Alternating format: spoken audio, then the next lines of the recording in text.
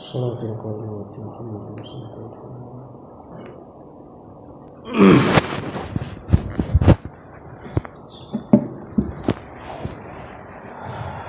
إن الحمد لله نحمده تعالى ونستعينه ونستغفره ونعوذ بالله من شرور أنفسنا وسيئات أعمالنا من يهده الله فلا مضل له ومن يضلل فلا هادي له أشهد أن لا إله إلا الله وحده لا شريك له وأشهد أن محمدا عبده ورسوله يا أيها الذين آمنوا اتقوا الله حق تقاته ولا تموتن إلا وأنتم مسلمون يا أيها الناس اتقوا ربكم الذي خلقكم من نفس واحدة وخلق منها زوجها وبث منهما رجالا كثيرا ونساء واتقوا الله الذي تساءلون به والأرحام إن الله كان عليكم رقيبا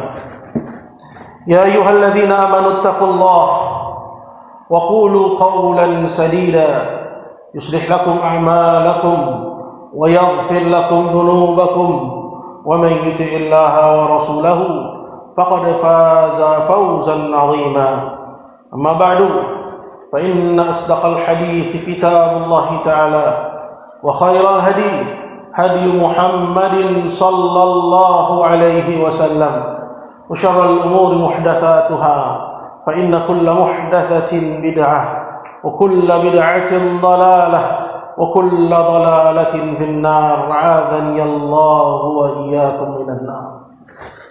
أيها الناس, Allah Subhanahu wa taala berfirman dalam Al-Qur'an, laqad manna Allahu 'alal mu'minina idh ba'atha fihim rasulan min anfusihim yatlu 'alaihim ayatihi wa yuzakkihim wa yu'allimuhumul kitaba wal hikmata wa in kanu min qablu lafi dhalalin mubin.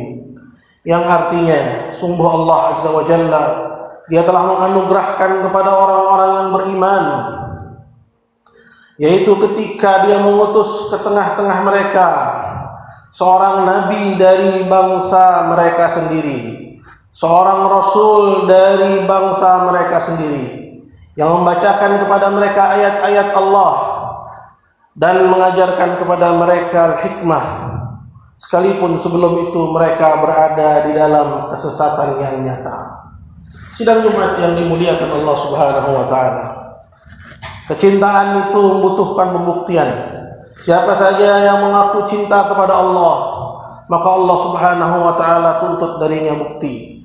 Allah Subhanahu wa taala dalam Al-Qur'an telah mengatakan, kata Allah Subhanahu wa taala, barang siapa yang mengaku cinta kepada Allah, maka ikutilah aku, yaitu ikutilah Muhammad. Allah akan cinta kepada dia dan Allah Subhanahu wa taala akan mengampuni dosa-dosa dia.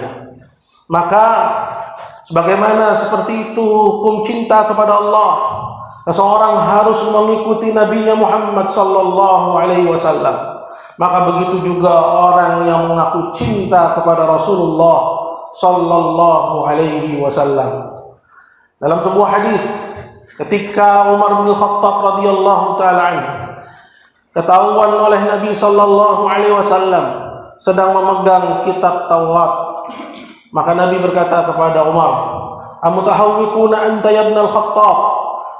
Wallahi law kana Musa hayyan lama wasi'ahu illa ittiba'i." Sungguh, kata Nabi kepada Umar, jikalau sekarang ini Musa itu masih hidup, maka tidak ada pilihan bagi Musa selain menjadi pengikut aku. Dan dalam hadis yang sahih, Nabi sallallahu alaihi wasallam juga mengatakan, la yu'minu ahadukum hatta yakuna hawahu taba'an lima jitu bih. Kalian tidak dianggap beriman sampai seleranya mengikuti apa yang aku bawa. Hadirin yang dimuliakan Allah Subhanahu wa taala, pada kedua hadis ini kita mengetahui bahwa mengikuti Nabi sallallahu alaihi wasallam, mencontoh dan meneladani beliau adalah bukti dari kecintaan seorang kepada Rasulnya sallallahu alaihi wasallam. Apakah dalam perkara syariat dia harus tunduk kepada syariat yang dibawa oleh Nabi sallallahu alaihi wasallam, ataukah dalam perkara-perkara yang lainnya. Kata Rasulullah sallallahu alaihi wasallam, la yu'minu ahadukum hatta yakuna hawahu taba'an lima jitu bih. Kalian tidak beriman sampai seleranya mengikuti apa yang aku bawa. Dan seperti itulah yang Allah Subhanahu wa taala firmankan dalam Al-Qur'anil Karim, "Wa ma kana lil mu'minin wa la mu'minatin idza qada Allahu wa rasuluhu amran ay yakuna lahumul khiyaratu min amrihim." Dan tidaklah pantas bagi mukmin laki-laki dan juga mukmin perempuan apabila Allah dan Rasulnya telah memutuskan bagi mereka satu perkara, masih ada bagi mereka pilihan yang lain dari apa yang diputuskan oleh Allah dan yang diputuskan oleh Rasulnya sallallahu alaihi wasallam.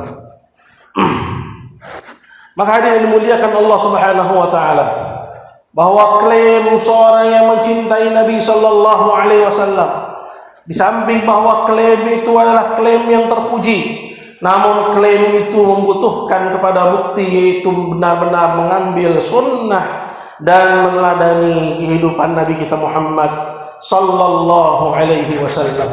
Sidang Jumat yang dimuliakan Allah Jalla wa Ala, ada beberapa alasan kenapa kita harus mencintai Nabi kita Muhammad sallallahu alaihi wasallam. Yang pertama yang menjadi alasannya adalah karena Nabi sallallahu alaihi wasallam sangat cinta dan beliau sangat sayang kepada orang-orang yang beriman, dan bahkan beliau tidak merasa tenang, hilang rasa nyamannya ketika umatnya, yaitu umat Islam, mendapatkan satu kesulitan. Sebagaimana disebutkan dalam Al-Quran, Allah Jalla wa Ala mengatakan, "Laqad ja'akum rasulun min anfusikum azizun 'alaihi ma 'anittum harisun 'alaikum bil mu'minina raufur rahim." Sungguh telah datang kepada kalian seorang rasulun minkum, dari bangsa kalian, azizun 'alaihi ma 'anittum, berat terasa oleh beliau kalau kalian mendapatkan kesusahan. Manusia seperti apa ini? Yang kalau orang lain mendapatkan kesusahan maka dia merasa sedih. Beliau alaihi salatu wassalam merasa gundah gulana. Beliau alaihi salatu wassalam merasa kesedihan yang mendalam saat umatnya mendapatkan kesusahan, saat umatnya mendapatkan satu kesulitan. Azizun alaihi ma anittum, harisun, sangat hirs, sangat menginginkan kebaikan kepada umatnya. Harisun alaikum bil mu'minina raufur rahim, dan kepada orang-orang yang beriman beliau alaihi salatu wassalam sangat sayang lagi sangat cinta kepada mereka. Hal ini nyata sekali pada sirah Nabi kita Muhammad sallallahu alaihi wasallam. Di antaranya ketika Allah Subhanahu wa taala mengangkat beliau alaihi salatu wassalam dalam peristiwa Isra wa Mi'raj, di mana beliau alaihi salatu wassalam diberangkatkan dalam satu malam dari Masjidil Haram ke Masjidil Aqsa, kemudian naik ke Sidratil Muntaha, kemudian diamanahkanlah kepadanya untuk umatnya salat 50 waktu. Maka beliau pun turun. Ketika dia turun dari langit ketujuh, maka dia pun bertemu dengan Musa. Kemudian Musa mengatakan bahwa umatmu tidak akan sanggup, minta kepada Allah Azza wa Jalla untuk diperingan. Kemudian Nabi sallallahu alaihi wasallam minta kepada Allah agar 50 waktu itu diperingan hingga akhirnya dari 50 waktu menjadi 5 waktu yang kita ketahui sekarang. Dan tidaklah yang demikian itu melainkan adalah disebabkan karena kecintaan Nabi sallallahu alaihi wasallam yang sangat besar kepada umatnya. Dan bahkan dalam sebuah hadis kata Nabi sallallahu alaihi wasallam, "Laula an asyqa ala ummati la amartuhum bis-siwak 'inda kulli salat." Kalau bukan karena aku khawatir memberatkan umatku, sudah aku suruh untuk mereka bersiwak setiap kali mereka mau salat. Dan ada sekian banyak hadis di mana Nabi sallallahu alaihi wasallam mengawali sabdanya dengan ucapan ini, "Laula an asyqa ala ummati." Kalau bukan karena khawatir aku akan memberatkan umatku. Suatu hari Nabi sallallahu alaihi wasallam saat itu beliau mengunjungi pekuburan para sahabatnya ridwanullahi alaihim.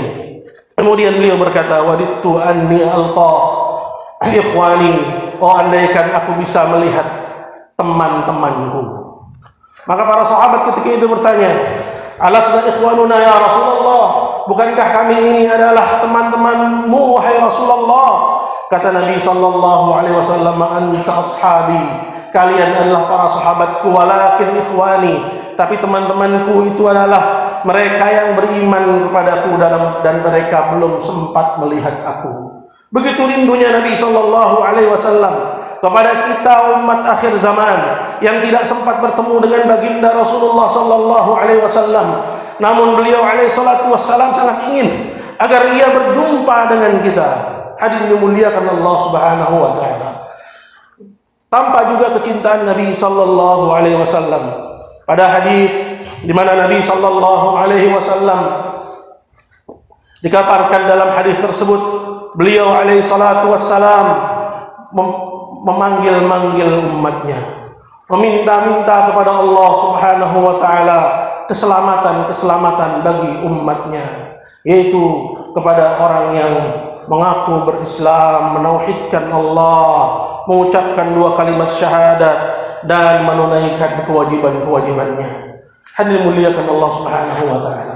Ada banyak sekali riwayat yang menerangkan bagaimana kecintaan Nabi kita Muhammad sallallahu alaihi wasallam, apakah kepada para sahabatnya ataukah kepada umatnya secara umum, dan itu dipahami dengan benar oleh para sahabat Rasulullah sallallahu alaihi wasallam, hingga jadilah mereka orang-orang yang sangat mengerti dan sangat tahu bagaimana membalas kecintaan sang Nabi kepada mereka.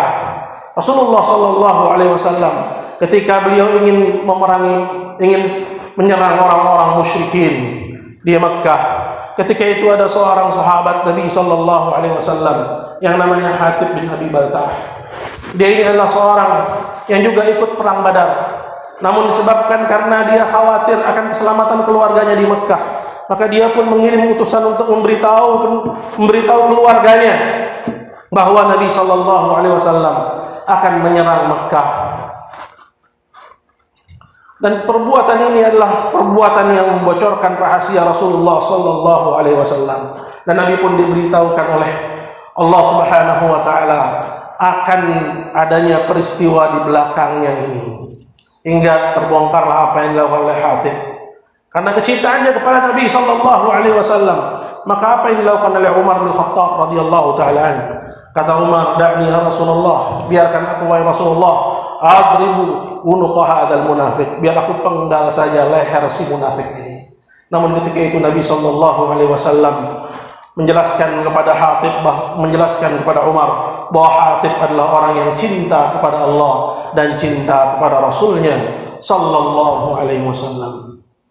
Begitu juga kalau kita melihat seperti yang terdapat dalam sirah Ibnu Umar radhiyallahu taala anhuma, bagaimana kecintaannya kepada Nabi sallallahu alaihi wasallam. Dia mengikuti hampir semua apa yang dilakukan oleh Nabi yang sulit digambarkan oleh benak. Dia mengikuti sunnah Nabi sallallahu alaihi wasallam sampai dalam persoalan yang jibilli. Dia berdiri di mana Nabi berdiri, dia melangkah di mana Nabi melangkah, dan dia melakukan apa yang dahulu pernah dilakukan oleh Nabi sallallahu alaihi wasallam. Walaupun perbuatan ini mungkin dianggap sebagai sesuatu yang berlebihan, namun Ibnu Umar melakukannya karena kecintaannya kepada Rasulullah sallallahu alaihi wasallam. Dan di antara bukti kecintaan para sahabat ridwanullahi alaihim yang bisa dikisahkan juga dalam kesempatan ini adalah kisahnya Khubayb. Khubayb seorang sahabat Nabi sallallahu alaihi wasallam yang dia di masa jahiliyah disiksa oleh orang-orang musyrikin. Ketika itu majikannya adalah Abu Sufyan. Dia disalib, kemudian ditawarkan oleh Abu Sufyan, "Inginkah kamu aku bebaskan sehingga kamu bisa duduk dengan keluargamu, dengan istri dan anak-anakmu, dan sebagai gantinya Rasulullah sallallahu alaihi wasallam yang aku salib?" Lalu apa jawab Khubayb? Khubayb mengatakan, "Wallahi, demi Allah, aku tidak suka kalau aku duduk di rumahku bersama istri dan anak-anakku, sedangkan Nabi sallallahu alaihi wasallam kakinya tertusuk dengan duri." Khubayb tidak rida kalau Nabi sallallahu alaihi wasallam kakinya tertusuk dengan duri dan dia duduk manis di rumahnya bersama anak-anak dan bersama istrinya. Dan juga kisah seorang maula Nabi sallallahu alaihi wasallam yang dikenal dengan panggilan Thauban. Dikisahkan bahwa Thauban adalah orang yang tidak bisa bersabar kalau satu hari dia tidak berjumpa dengan Rasulullah sallallahu alaihi wasallam, hingga satu hari dia keluar dengan wajah yang murung dan badan yang gemetar. Kemudian dia pun berjumpa dengan Nabi sallallahu alaihi wasallam. Kemudian Nabi bertanya kepada Thauban, "Ma bika ya Thauban? Apa yang menimpa engkau wahai Thauban?" Kemudian Thauban menjawab, "Ma bi min marad." Aku tidak sakit ya Rasulullah, dan aku pun tidak ditimpa oleh malapetaka apapun. Hanya saja kalau aku tidak berjumpa dengan engkau, hatiku merasa gelisah dengan kegelisahan yang amat sangat, sampai aku bisa melihat engkau ya Rasulullah. Kemudian Thauban seketika menangis. Kemudian Nabi bertanya kepadanya, "Engkau menangis karena tidak bisa melihatku. Sekarang kau melihat aku, tapi kamu pun juga masih menangis. Ada apa wahai Thauban?" Maka Thauban menjawab, "Ya Rasulullah, aku ingat kalau aku ingat hari akhirat. Kalau Allah Subhanahu wa taala masukkan aku ke dalam surga, tentu aku ada di satu tempat yang beda dengan tempatmu. Engkau diangkat bersama para nabi dan para siddiqin, sedangkan aku berada di tempat yang jauh darimu dan aku tidak bisa melihat engkau." Di situ Thauban menangis. Kemudian Thauban melanjutkan, "Dan kalau aku masuk ke dalam neraka, tentu aku tidak bisa melihat engkau sama sekali ya Rasulullah." Lalu Allah Subhanahu wa taala pun turunkan firman-Nya, yaitu firman Allah Subhanahu wa taala yang menunjukkan bahwa orang yang mencintai Allah dan mencintai Rasul-Nya, bahwa dia akan dikumpulkan bersama dengan para nabi dan siddiqin dan para syuhada dan para salihin. Demikianlah bagaimana para sahabat ridwanullahi alaihim membela nabinya Muhammad sallallahu alaihi wasallam, mengerti hakikat kecintaan dengan pengertian yang benar, bahwa kecintaan itu membutuhkan bukti, bahwa kecintaan itu membutuhkan tebusan, sebagaimana yang kita dapati dalam sirah Nabi sallallahu alaihi wasallam. Ketika pasukan musyrikin berhasil merangsek ke pertahanan terakhir dari kaum muslimin, di mana pada waktu itu tidak ada bersama Nabi sallallahu alaihi wasallam kecuali segelintir orang saja, di antaranya adalah Talhah bin Ubaidillah. Dia menjadikan dirinya sebagai tameng bagi keselamatan Nabi kita Muhammad sallallahu alaihi wasallam. Hingga ketika perang itu usai, Nabi sallallahu alaihi wasallam mengatakan, "Barang siapa yang ingin melihat penghuni surga yang kakinya menapak di bumi, lihatlah kepada orang ini." Dan ditunjuklah ketika itu Talhah bin Ubaidillah radhiyallahu taala anhu. Hanya dimuliakan Allah Subhanahu wa taala. Itulah sekelumit dari kisah kecintaan para sahabat ridwanullahi alaihim kepada Nabi Muhammad sallallahu alaihi wasallam. Dan kecintaan kepada Nabi sallallahu alaihi wasallam tidak hanya ditunjukkan oleh manusia, bahkan ada satu peristiwa pada waktu itu, yaitu ketika Nabi sallallahu alaihi wasallam ketika itu usianya 53 tahun, dan beliau ketika itu usianya sudah tidak lagi muda. Beliau hijrah ke Madinah, kemudian di masjidnya beliau alaihi salatu wassalam khutbah, dan setiap kali khutbah beliau selalu bersandar kepada sebuah batang dari batang pohon kurma. Dan ketika itu masjid terbuat disanggah oleh batang-batang kurma. Nabi berkhutbah di hadapan sahabatnya dan menjadikan sebuah batang kurma itu sebagai sandarannya, hingga akhirnya dibuatkanlah untuk Nabi sallallahu alaihi wasallam mimbar 3 tingkat. Beliau naik berdiri di tingkat yang kedua dan duduk di tingkat yang ketiga. Kemudian pagi hari itu mulailah Nabi sallallahu alaihi wasallam khutbah, dan ketika Nabi sallallahu alaihi wasallam khutbah, terdengarlah suara hanin, suara rintihan seperti lenguhan sapi atau lenguhan kerbau. Ketika itu para sahabat radhiyallahu alaihim mencari-cari dari mana arah suara itu. Masing-masing dari mereka melihat ke kanan dan ke sebelah kiri mereka, dari mana arah rintihan itu. Kemudian Nabi sallallahu alaihi wasallam turun dari mimbarnya. Kemudian beliau memeluk batang kurma yang sebelumnya biasa dijadikan sandaran saat beliau alaihi salatu wassalam khutbah. Dan hadisnya diriwayatkan oleh Bukhari. Kemudian setelah Nabi memeluknya, maka hilanglah rintihan tersebut. Kata Nabi sallallahu alaihi wasallam, kalau aku tidak memeluknya, maka batang kurma ini akan merintih terus sampai hari kiamat. Hadirin dimuliakan Allah Subhanahu wa taala. Sebuah batang kurma bukan manusia, namun dia merasa kesedihan, merasa kepiluan ketika ditinggalkan oleh Rasulullah sallallahu alaihi wasallam. Namun kita umatnya, banyak dari kita yang mengaku cinta kepada Rasulullah sallallahu alaihi wasallam, namun tidak merasakan hadhil wahsyah, tidak merasakan kondisi yang gelisah karena kerinduan kepada Nabi sallallahu alaihi wasallam. Bahkan saat Nabinya sallallahu alaihi wasallam dihinakan, kehormatannya dinistakan, seolah-olah tidak terjadi apa-apa. Sungguh hal yang demikian sangat menyedihkan. Sungguh hal yang demikian sangat memilukan pada umat Muhammad, umat akhir zaman.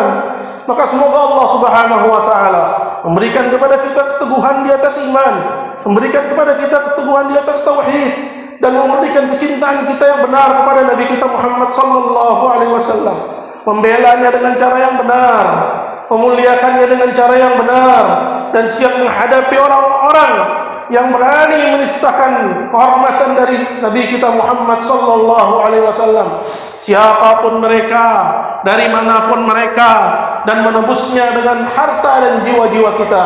Hadirin muliakan Allah Subhanahu wa taala.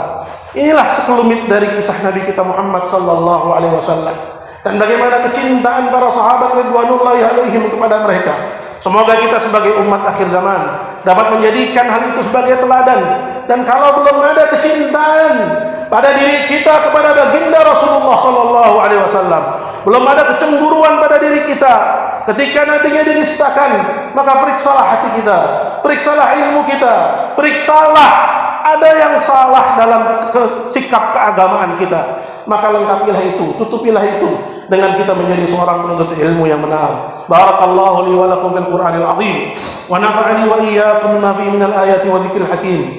Wastaghfirullah li wa lakum innahu huwal ghafurur rahim.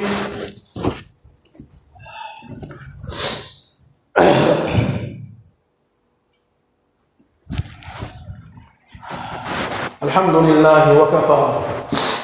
Wassalamun ala ibadihi alladhina istafa. Ayuhan nas, sungguhnya penistaan kepada para nabi dan rasul merupakan sunnahnya orang-orang kafir, para penentang dan para pembangkang terhadap syariat Allah Subhanahu wa taala. Penistaan yang terjadi kepada nabi kita di hari-hari ini dan masifnya pelecehan kepada kehormatan Rasulullah sallallahu alaihi wasallam di hari-hari ini, itu bukan barang baru dari sejarah kenabian dan sejarah para rasul. Allah berfirman, "Wa laqad istuhzi'a bi rusulin min qablik, fahaqa bil ladzina sakhiru minhum ma kanu ya'malun." Sungguh telah dinistakan para rasul sebelum engkau wahai Muhammad. Fahaqa bil ladzina sakhiru minhum ma kanu ya'malun. Maka kelak mereka akan mendapatkan akibat apa yang mereka lakukan. Hadirin dimuliakan Allah Subhanahu wa taala. Nabi sallallahu alaihi wasallam ketika dinistakan dituduh sebagai sahir, penyihir, dituduh sebagai gila, dituduh dengan tuduhan-tuduhan yang keji di saat hidupnya. Beliau merasa sempit. Sebagaimana yang Allah Subhanahu wa taala kabarkan dalam Al-Qur'an, "Wa laqad na'lamu annahu yadhiqu sadruka bima yaqulun." Hati Nabi merasa sempit akan apa yang dituduhkan dan dialamatkan kepada beliau dari celaan, cercaan, hinaan orang-orang kafir. Wa laqad na'lamu annahu yadhiqu sadruka bima yaqulun. Kata Allah, sungguh kami telah mengetahui bahwa hatimu merasa sempit atas apa yang mereka ucapkan dan apa yang mereka tuduhkan kepada engkau Rasulullah SAW. Dan di saat Islam dalam kondisi lemah, maka Nabi SAW menyikapi cercaan dan hinaan tersebut dengan bersabar. Namun ketika Islam dalam kondisi kuat, maka tidak ada lagi tempat bagi orang-orang yang menista dan mencaci serta mencerca Rasulullah SAW di bumi ini. Sebagaimana Nabi SAW mengutus para sahabatnya untuk memburu Ka'ab bin Ashraf karena dia mencaci Rasulullah SAW hingga ditangkap dan akhirnya dia pun dibunuh. Begitu juga para sahabat ridwanullahi alaihim, mereka tidak tinggal diam saat mendengar cercaan dan cacian kepada Nabi sallallahu alaihi wasallam. Banyak dari mereka yang mengambil tindakan kepada penista-penista Rasulullah sallallahu alaihi wasallam. Tidaklah yang demikian itu, melainkan karena bukti dari kecintaan. Kecintaan itu melahirkan kebencian. Di satu sisi, seorang yang cinta kepada Allah, maka dia benci kepada siapa yang memusuhi Allah dan Rasulnya. Adapun kecintaan tanpa kebencian kepada orang-orang yang benci dan menista orang yang kita cintai, maka ini kecintaan yang palsu. Jangankan Nabi sallallahu alaihi wasallam, keluarga kita dicaci, keluarga kita dihina, kita luar biasa marahnya. Sedangkan hak Allah, hak Rasulnya itu lebih daripada hak diri kita, daripada hak keluarga kita. Allah Jalla wa'ala mengatakan dalam Al-Quran, kata Allah Subhanahu wa ta'ala, An-Nabiyyu awla bil mu'minina min anfusihim. Nabi itu lebih utama bagi orang-orang yang beriman daripada diri-diri mereka sendiri. Pesan ini sangat ditangkap oleh para sahabat Rasulullah sallallahu alaihi wasallam. Dikisahkan dalam sebuah hadis bahwa ada seorang yang buta di zaman Rasulullah sallallahu alaihi wasallam, dan dia beristrikan seorang yang sudah punya anak. Kemudian dia mendengar istrinya ini selalu mencaci Rasulullah, dinasihati tidak juga berhenti dari menista Rasulullah.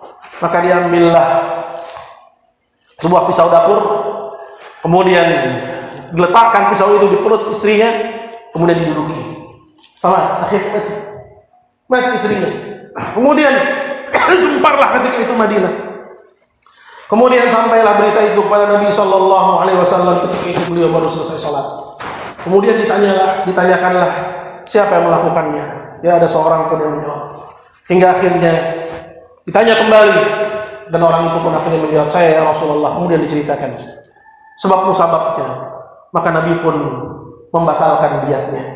Artinya Nabi sallallahu alaihi wasallam membenarkan tindakan sahabat Rasulullah sallallahu alaihi wasallam tadi yang menindak orang, yaitu istrinya sendiri yang mencaci Rasulullah sallallahu alaihi wasallam. Dan juga dikisahkan bahwa suatu hari Ibnu Umar dikatakan kepadanya saat itu melewati seorang rahib, seorang ulama Yahudi. Kemudian dikatakan kepada Ibnu Umar, "Kana hadza yasubbu Nabi sallallahu alaihi wasallam."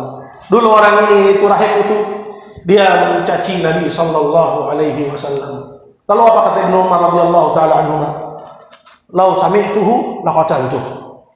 Kalau aku mendengarnya, tentu sudah aku bunuh dia. Jadi hadirin yang muliakan Allah Subhanahu wa taala, apa yang selalu didengung-dengungkan oleh musuh-musuh Islam, bahwa Nabi sallallahu alaihi wasallam adalah sosok yang pemaaf, ini tanpa menjelaskan bahwa Nabi sallallahu alaihi wasallam juga menghukum para penista agama, para penista Nabi sallallahu alaihi wasallam. Yang demikian adalah pengkaburan dan pengelabuan terhadap hakikat sejarah dan yang hak dari hukum Allah Subhanahu wa taala kepada orang-orang yang mencaci Nabi Muhammad sallallahu alaihi wasallam. Dan para ulama berkenaan dengan para pencaci Nabi sallallahu alaihi wasallam telah menjelaskan bahwa apabila yang mencacinya adalah seorang muslim, maka para ulama sepakat orang tersebut murtad dan dibunuh. Terjadi khilaf kalau yang mencacinya itu adalah seorang Kristen atau seorang non-Muslim. Dari pendapatnya Abu Hanifah yang mengatakan bahwa orang tersebut tidak dibunuh.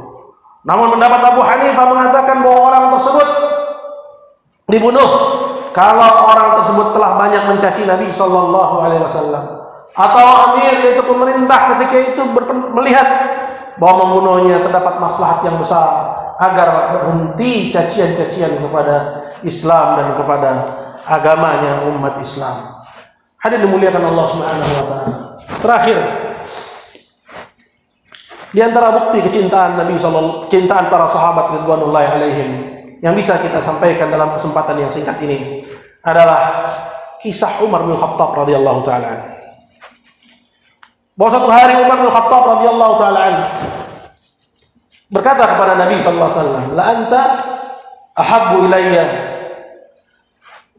minan nasi ajma'in." Sungguh engkau ya Rasulullah, kamu adalah orang yang paling aku cintai dari sekalian manusia illa min nafsi, kecuali dari diriku sendiri. Artinya Umar bin Khattab lebih mencintai Nabi dari semua orang. Kalau nggak dibandingkan dengan dirinya. Kalau dibandingkan dengan dirinya, maka Umar lebih mencintai dirinya daripada Nabi SAW. Apakah cintanya diterima oleh Nabi SAW? Cinta yang seperti itu tidak diterima oleh Nabi SAW. Nabi SAW mengatakan, la ibn al-Khattab, tidak wahai ibn Khattab, hatta kuna habbu ilaik min nafsik, sampai aku menjadi orang yang paling kau cintai bahkan dari dirimu sendiri. Lalu Umar bin Khattab pun mengatakan, al-an ya Rasulullah, sekarang wahai Rasulullah, engkau lebih aku cintai bahkan dari diriku sendiri. Kemudian Nabi mengatakan, al-an ya Umar, baru sekarang wahai Umar. Kemudian berlalulah zaman. Dan prinsip ini dipegang oleh Umar bin Khattab radhiyallahu anhu. Dan tampak pada peristiwa ketika Nabi SAW wafat. Umar adalah orang yang tidak percaya bahwa Nabi SAW wafat. Ketika tersebar berita bahwa Nabi SAW wafat, maka dia pun menghunus pedangnya di hadapan para sahabatnya dan mengatakan, barang siapa yang mengatakan bahwa Muhammad wafat, maka aku akan penggal kepalanya. Siapa yang mengatakan bahwa Muhammad wafat, aku akan penggal kepalanya. Sampai berdirilah Abu Bakar Siddiq radhiyallahu taala dan membacakan firman Allah Subhanahu wa taala yang menjelaskan bahwa Nabi SAW telah wafat. Dan ketika itu Umar pun terduduk, dan barulah ketika itu dia menyadari bahwa Nabi SAW telah wafat. Dan ketika Nabi SAW wafat, dan bahwasanya kenyataan ini telah menjadi kenyataan yang tidak bisa ditolak, sebuah musibah besar bagi umat Islam. Nabiul Rahmah telah wafat meninggalkan kita. Dan prosesi berikutnya adalah prosesi menguburkan jasad Nabi SAW. Antum tahu yang namanya mengubur mayit, yaitu meletakkan pada jasad mayit tanah hingga tertimbun. Dan di antara yang melakoninya adalah Anas bin Malik radhiyallahu anhu. Aisyah ketika itu berkata kepada Anas, "Atabat anfusukum an tahfu ala wajhi Rasulillah turab." Yang kalau pakai bahasa kita, kok tega kamu menimbun jasad Nabi SAW dengan tanah? Suatu yang lumrah, yang namanya mengubur adalah menimbun. Namun hal itu menjadi suatu hal yang berat ketika yang harus ditimbun adalah jasad Nabi SAW. Maka Aisyah pun berkata kepada Anas, "Atabat anfusukum an tahtu ala wajhi Rasulillah turab." Kok bisa ya kamu teganya menutupi wajah Nabi SAW dengan tanah? Lihat bagaimana kecintaan para sahabat Rasulullah SAW kepada nabinya. Dia buktikan dengan semua sebab yang menjadi bukti akan kecintaannya kepada Rasulullah SAW. Sungguh berbeda zaman dahulu dengan zaman sekarang. Semoga Allah Subhanahu wa taala menganugerahkan kepada kita kecintaan yang benar. Amin ya rabbal alamin. Allahumma shalli ala Muhammad wa ala ali Muhammad kama shallaita ala Ibrahim wa ala ali Ibrahim innaka Hamidum Majid. Wa barik ala Muhammad wa ala ali Muhammad kama barakta ala Ibrahim wa ala ali Ibrahim innaka Hamidum Majid. Allahumma ighfir lil muslimina wal muslimat والمؤمنين والمؤمنات الأحياء منهم والأموات. ربنا إننا سمعنا مناديا ينادي للإيمان أن آمنوا بربكم فآمنا. ربنا فاغفر لنا ذنوبنا وكفر عنا سيئاتنا وتوفنا مع الأبرار. ربنا وآتنا ما وعدتنا على رسلك ولا تخزنا يوم القيامة إنك لا تخلف الميعاد. ربنا آتنا في الدنيا حسنة وفي الآخرة حسنة وقنا عذاب النار. وآخر دعوانا أن الحمد لله رب العالمين وأقم الصلاة. الله أكبر الله أكبر لا إله إلا الله أشهد أن محمدا رسول الله. الصلاة حي على الفلاح وإقامة الصلاة وإقامة الصلاة. الله أكبر الله أكبر لا إله إلا الله.